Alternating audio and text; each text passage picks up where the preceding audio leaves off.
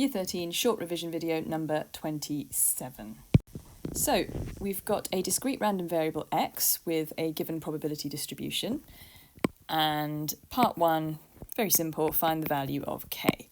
Well, what we know is that these probabilities are exhaustive, so they have a total of 1.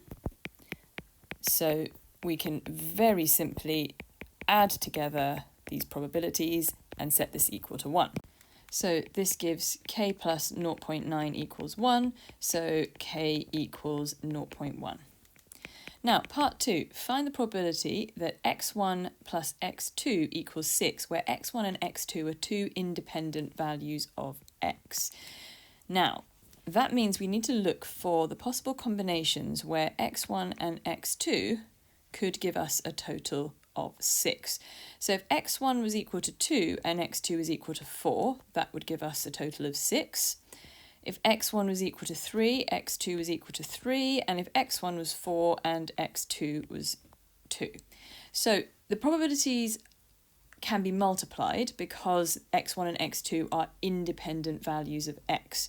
So if I wanted to work out the individual probabilities, then the probability that x1 is equal to 2 and x2 is equal to 4 could be calculated by the probability of getting a 2, which is 0.3, multiplied by the probability of getting a 4, which is 0.25. So that then gives me a value of 0.075. Now the probability of getting a 3 is k, which is 0.1. So we want 0.01 multiplied by 0.1, which is 0.01.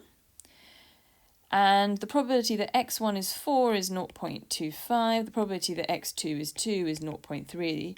And that's another 0.075. Now, if we work out the total of these probabilities, adding them up, this then gives us a total probability of 0.16.